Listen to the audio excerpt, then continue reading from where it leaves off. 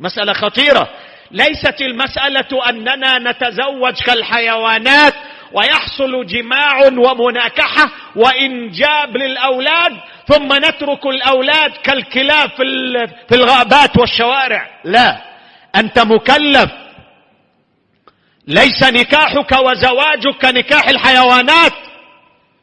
رفعك الله وكلفك وأمرك ونهاك وزجرك وعلمك وأرسل الرسل إليك وأنزل الكتب إليك وأمرك بأوامر ونهاك عن نواهي وزواجر لتعمل بما أمرك وتبتعد عما نهاك الله عنها وزجرك جل ثناؤه وتقدست أسماؤه.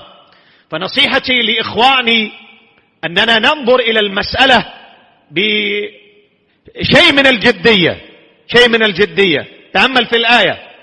قال الله عز وجل: ولا تكرهوا فتياتكم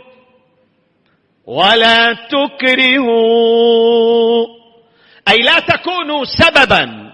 ركز معي يا ولي الأمر، يا أيها الآباء، يا عقال، يا أمناء، يا مسؤولون، يا ساسة، يا مجتمع، يا مسلمون.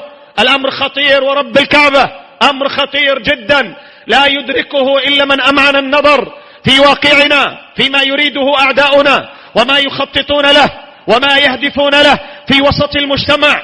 إن ثروتنا هم أبناؤنا، بناتنا وأولادنا. هؤلاء فلذات أكبادنا، هم صغار اليوم، هم كبار الغد، هم المقودون اليوم، هم القادة في زمن الغد.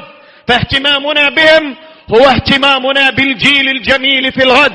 إن رعايتنا لأولادنا هو رعاية للمجتمع المسلم الطيب في المستقبل. إن رعايتنا لأبنائنا هو رعاية للجيل المسلم، للجيل المؤمن، للجيل الموحد.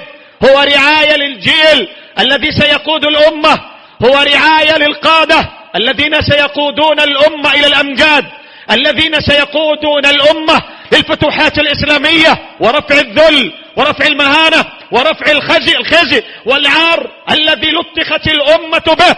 لا يمكن أن ينتج من الأمة رجال يقودونها وهم ضائعون، وليس هناك ثمة رعاية ولا اهتمام من أولياء الأمور ومن الساسة. أولادنا أمانة سوف نسأل عنهم يوم القيامة. ولا تكرهوا فتياتكم على البغاء إن أردنا تحصنا.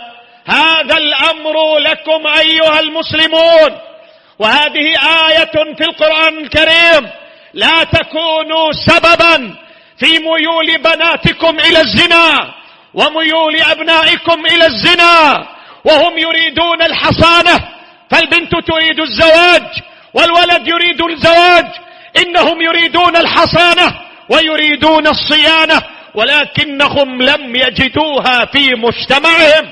كلما طرق الولد الأمر على أبيه وجد الصد من أبيه، كلما طرق الولد الباب على جاره وجد الصد من جاره.